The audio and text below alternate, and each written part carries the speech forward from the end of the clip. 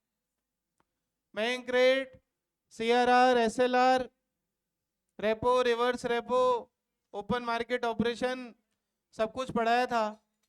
तो मैंने आपको बोला था इस पॉइंट को हम यहाँ पर मनी सप्लाई के पॉइंट से पढ़ रहे हैं, लेकिन एडीएस में हम इस पॉइंट को इन्फ्लेशन और डिफ्लेशन के पॉइंट से पढ़े।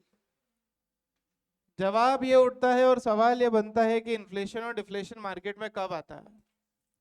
उसका सीधा रिलेशन है आपके एडी और एएस के साथ। सो हम अब इस चैप्टर में इन्फ्लेशन, डिफ्लेशन की स्टडी और साथ में एडी और एएस को लेने वाले हैं। और फिर हम देखेंगे इस चैप्टर के अंत में कि वो सारे इंस्ट्रूमेंट जो मॉनेटरी पॉलिसी कंट्रोल करते थे, उससे इन्फ्लेशन कैसे कंट्रोल होता है और उससे डिफ्लेशन कैसे कंट्रोल होता है। तो थ्योरी चैप्टर है और एग्जाम वेटेज आप इसका भी 4 to 6 मार्क्स मान सकते हो एग्जाम में। एडीएस के सारे चैप्टर्स लगभग 4 मार्क्स, क्योंकि 12 मार्क्स का टॉपिक है। अब किसी को वो कभी कम करके किसी एक चैप्टर को 6 का पूछ लेते हैं, और उसमें से ये एक चैप्टर है जिसमें डेफिशिएंट डिमांड और एक्सेस डिमांड के अंदर इन्फ्लेशन कब आता है। आज के बाद ध्यान रखना, इन्फ्लेशन को बोला जाएगा इन्फ्लेशनरी गैप। क्या बोला जाएगा? Inflationary gap. क्या कब कौन सा गैप आएगा वो मैं पढ़ाऊंगा, लेकिन आपको चैप्टर के शुरू में पता होना चाहिए इन्फ्लेशन का दूसरा नाम क्या होता है। इन्फ्लेशन का दूसरा नाम होता है इन्फ्लेशनरी गैप। क्या होता है बोलो? और डिफ्लेशन, जहां पर प्राइसेस कम होते हैं, प्रोडक्ट की डिमांड नहीं होती, उसको बोला जाता है डिफ्लेशनरी गैप। क्या बोला जाता है? लेकिन दोनों कब आते हैं? दोनों आते हैं with the topic AD and AS. So पूरे चैप्टर का सबसे पहला लर्निंग आउटकम इन्फ्लेशनरी और डिफ्लेशनरी गैप को समझना। अगर इन्फ्लेशनरी गैप समझ में आ जाएगा तो डिफ्लेशनरी गैप ऑटोमेटिक क्लियर हो जाएगा, क्योंकि उसका रिवर्स है। और अगर इन्फ्लेशन को ठीक करना आ गया तो डिफ्लेशन को ठीक करना ऑटोमेटिक आ जाएगा, क्योंकि उसके भी पॉइंट्स रिवर्स है। तो आइडियली इस चैप्टर में न्यूमेरिकल की संख्या 0 है, लेकिन कंसेप्ट काफी अच्छे हैं। कई बार वो आपसे इन्फ्लेशनरी गैप को केस स्टडी बना के पूछेंगे, कई बार वो आपसे डिफ्लेशनरी गैप को केस स्टडी बनाकर पूछेंगे। दोनों समझ में आने चाहिए। और टिका है कॉन्सेप्ट हमारे इक्विलिब्रियम के। किस पे टिका है? इक्विलिब्रियम। इकोनॉमी में इक्विलिब्रियम दो ही अप्रोच से आता है, हमने पिछले चैप्टर में पढ़ा है। Either S is equal to I और AD is equal to AS. जो हमने क्वेश्चंस भी करे वो भी कुछ इसी तरीके से सॉल्व हुआ। उससे पहले MPC, MPS, consumption, saving function, वो सारे टॉपिक थे। तो इन्फ्लेशनरी गैप क्या होता है और डिफ्लेशनरी गैप क्या होता है उसको हम समझें। उससे पहले हम ये समझें कि एम्प्लॉयमेंट के बारे में अभी तक हमने चर्चा नहीं की ना। मैंने बोला था इनकम, आउटपुट और एम्प्लॉयमेंट। इनकम के बारे में सारी चर्चा नेशनल इनकम में हुई। आउटपुट के बारे में सारी चर्चा एडी और एएस में हुई। इन्वेस्टमेंट के ऊपर हमने सारा टॉपिक पढ़ लिया। क्या नहीं पढ़ा अब तक हमने? एम्प्लॉयमेंट नहीं पढ़ा। क्या नहीं पढ़ा? एम्प्लॉयमेंट नहीं पढ़ा। तो पहले उसका डिस्कशन होगा इस चैप्टर में स्टार्टिंग, और फिर हम इन्फ्लेशनरी और डिफ्लेशनरी के ऊपर चर्चा करने वाले हैं। और एम्प्लॉयमेंट पे चर्चा करूं इससे अच्छा मैं उसके अनएम्प्लॉयमेंट पे चर्चा कर लूं, क्योंकि देश की तारीफ तो वहीं से उठती है कि देश में अनएम्प्लॉयमेंट कितना है। क्योंकि हमारे सिलेबस में इंडियन इकोनॉमिक्स के अंदर एम्प्लॉयमेंट, अनएम्प्लॉयमेंट करके भी एक चैप्टर है। तो ये टॉपिक वहां पर भी आएगा, लेकिन आरबीएससी वालों की ये टॉपिक यहीं पर आएगा। इसलिए अपने कॉपी के अंदर जो आपने नया चैप्टर की हेडिंग लगाई, problem of deficient demand and excess demand, में फर्स्ट टॉपिक लगाइए अनएम्प्लॉयमेंट एंड इट्स टाइप्स। हम एम्प्लॉयमेंट क्यों नहीं पढ़ रहे? एम्प्लॉयमेंट में तारीफ होती है, राइट? और ऐसा कोई देश नहीं जहां पर अनएम्प्लॉयमेंट नहीं है। हर इकोनॉमी में अनएम्प्लॉयमेंट होता है, इसलिए हम पहले अनएम्प्लॉयमेंट पे चर्चा करेंगे। उसको आप माइनस कर दो टोटल नंबर ऑफ वर्कफोर्स से, तो एम्प्लॉयड वर्कफोर्स आ जाएगी। अगर मैं बोलता हूँ कंट्री में 150 करोड़ जनता में 60 करोड़ जनता भिखारी है, अनएम्प्लॉयड है, तो लगभग 70 करोड़ जनता जो है आपकी वो एम्प्लॉयड है, 80-90 करोड़ जनता जो बची। तो हम अनएम्प्लॉयमेंट का इशू पढ़ रहे हैं पहले। Write down topic in your copy, unemployment and its types.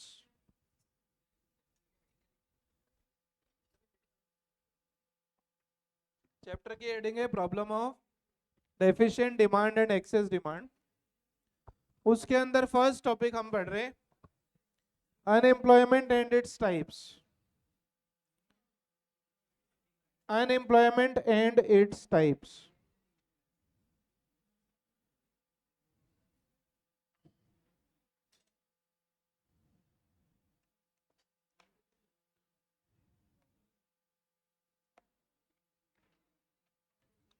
उससे पहले मैं आप लोगों से पूछना चाहूंगा, कोई समझा पाए व्हाट इज अनएम्प्लॉयमेंट? लेकिन उसके पास अभी काम, बहुत अच्छी डेफिनेशन बताई। यही डेफिनेशन हमको अभी लिखनी है। A person who is willing to work, काम करने के लिए तैयार बैठा है घर में, बीकॉम कर ली, फिर महाकाम एम कॉम कर ली, एम कॉम, बेकाम करी पहले बीकॉम, फिर एम कॉम करी, माता पिता ने 12वीं क्लास तक पढ़ाया, फिर उसके बाद 5 साल और पढ़ाया। मतलब अब आप हो गए मान लो 12 + 5 साल, 17 और 5 22 साल के हो गए अब आप, और फिर भी जॉब नहीं है मार्केट में। क्यों? क्योंकि आपने जो कोर्स किया है उसका रिजल्ट ही अपने आप में 90% है। कभी किसी यूनिवर्सिटी में सुना है कि बीकॉम में बच्चा फेल हुआ? 10% रेयरेस्ट होगा बिल्कुल, जो बिल्कुल टीचर की एक भी बात ना सुने, बिल्कुल चुप ना रहे क्लास में। ऐसे बच्चे होते हैं जो बिल्कुल बात नहीं सुनते। तो अब 22 साल तक माता पिता ने आपको घर में बैठ के खिलाया है तीनों टाइम, सुबह, दिन और रात। अब तो वो आपसे एक्सपेक्ट करते हैं कि कुछ तो कमा, लेकिन जॉब नहीं है। क्यों? क्योंकि जॉब तो तब होती जब देश की इनकम और या देश का आउटपुट ज्यादा होता। क्योंकि हम मैक्रो कंटेक्स्ट में पढ़ रहे हैं कि जितना आउटपुट होगा उतना ही एम्प्लॉयमेंट होगा, उतनी इनकम होगी। लेकिन भारत तो ऑलरेडी पीछे, और जनसंख्या हम अपनी ऐसे बढ़ा रहे हैं कि कोविड के बाद तो फर्स्ट रैंक आ गई हमारी वर्ल्ड में जनसंख्या के अंदर। कोविड से पहले फिर भी सेकंड थे, थोड़ी तो इज्जत थी। कोविड के बाद फर्स्ट बन गए हम, कुछ किया ही नहीं सेकंड लॉकडाउन में तो बस। लेकिन उतनी एम्प्लॉयमेंट अपॉर्चुनिटीज नहीं बढ़ी। तो अनएम्प्लॉयमेंट का मतलब क्या है? व्यक्ति काम करने के लिए पढ़ा लिखा व्यक्ति आज बेरोजगार बैठा है। इसलिए बैठा है क्योंकि या तो जो कोर्स करे वो ऑर्डिनरी करे, या कई बार ऑर्डिनरी कोर्स करके भी अगर एक्स्ट्रा ऑर्डिनरी टैलेंट आप में है तो भी जॉब मिल जाती। आप अगर सीए से भी अच्छा बोल लो इंटरव्यू में बीकॉम हो करके, खाली इंटरव्यू में ऐसा थोड़ी सीए ही जा सकता, क्या प्रोफेशनल आदमी जा सकता है? बीकॉम भी जाते हैं। और वो कई बार अगर आपसे अच्छा बोल ले तो आपकी सीए की डिग्री होते हुए भी वो अच्छी जॉब ले जाएंगे, एमबीए होते हुए भी वो अच्छी जॉब ले जाएंगे। बिकॉज कॉरपोरेट्स में, बिकॉज उनको बोलना आता है, क्योंकि वो विलिंग है काम करने के लिए। सो दो चीजें मैच होनी चाहिए, लेबर की डिमांड और लेबर की सप्लाई। इसका मतलब ये नहीं कि मैं यहाँ पे लेबर की डिमांड का अलग कर पढ़ाऊंगा, सप्लाई की डिमांड का अलग कर पढ़ाऊंगा, ऐसा नहीं है। यहां पर आप ध्यान रखना, अनएम्प्लॉयमेंट कब आता है? जब पर्सन काम करने के लिए तो तैयार है लेकिन उसको काम नहीं मिल रहा है। इसको हम कहते हैं अनएम्प्लॉयमेंट। क्या बोलते हैं? अनएम्प्लॉयमेंट। और उसके टाइप्स जो हमको इस चैप्टर में पढ़ना। लिखिए अनएम्प्लॉयमेंट मीनिंग। चैप्टर है हमारा यूनिट 3 एडीएस का, problem of deficient demand and excess demand. उसके अंदर हम फर्स्ट टॉपिक पढ़ रहे हैं अनएम्प्लॉयमेंट। इसका मीनिंग लिखे, it is a situation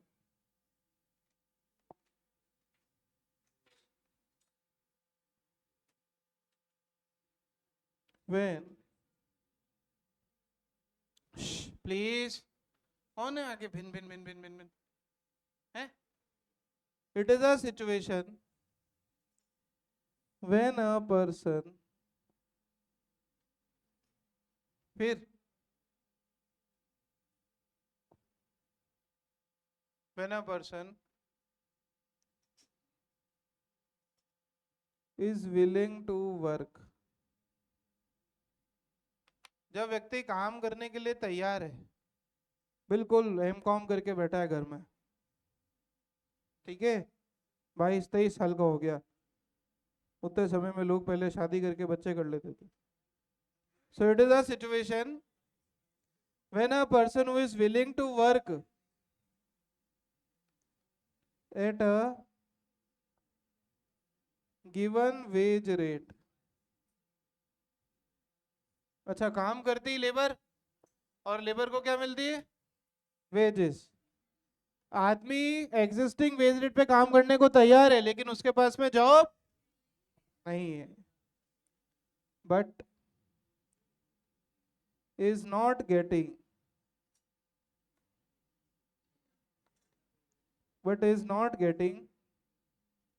any work. इसको अपन बोलते हैं अनएम्प्लॉयमेंट. क्या बोलते हैं बोलो? अनएम्प्लॉयमेंट. इसको क्या बोलते हैं बोलो? अनएम्प्लॉयमेंट. सेकंड टॉपिक वही है, अनएम्प्लॉयमेंट एंड इट्स टाइप्स. ठीक है, सेकंड कॉन्सेप्ट आता है इस चैप्टर में, फुल एम्प्लॉयमेंट. क्या आता है बोलो? Full employment is a situation, theoretically Bharat में तो कभी नहीं हुई, जहां पर लेबर की डिमांड और लेबर की सप्लाई दोनों क्या हो जाए? बराबर. उसको बोलते हैं फुल एम्प्लॉयमेंट. मतलब कोई भी आदमी जॉबलेस, ऐसा भारत में तो कभी नहीं हुआ. राइट? तो सेकंड लिखो. ये टर्म से जो एग्जाम में 2-2 मार्क्स में 3-3 मार्क्स में एक्सप्लेन करने को आती है. देखो, फुल एम्प्लॉयमेंट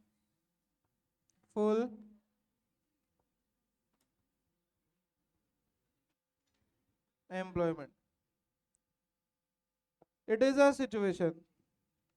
फुल अनएम्प्लॉयमेंट नहीं कह रहा हूं मैं, इसके आगे यूएन मत लगा देना. फुल अनएम्प्लॉयमेंट मतलब 0% एम्प्लॉयमेंट होता है. ऐसा कभी नहीं होता. आदमी कम से कम रेती, ईंटे, गिट्टी, सीमेंट का मजदूरी तो कर ही लेगा, कट्टे तो उठा के रख ही देगा, और कुछ नहीं. वो बात अलग है कि कुछ लोग से वो भी नहीं होता. फुल अनएम्प्लॉयमेंट नहीं होता वो. Right? It is full employment, जहां पर लेबर की डिमांड और लेबर की सप्लाई क्या हो जाए बोलो? इक्वल. थियरी कॉन्सेप्ट है, इंडिया के केस में तो कभी सिद्ध नहीं हुआ, लेकिन कॉन्सेप्ट तो है. लिखो, it is a situation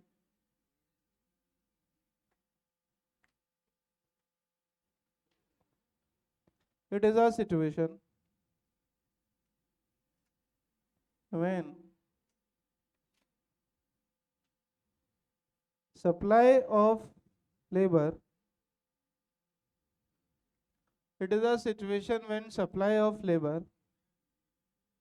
is equal to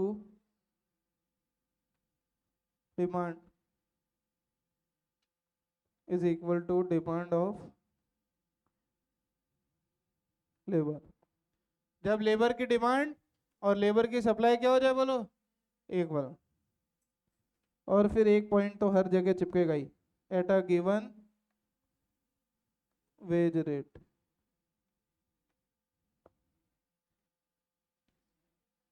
और इस केस में मार्केट किस में होगा? Supply is equal to demand. Market किस में होगा? And market is in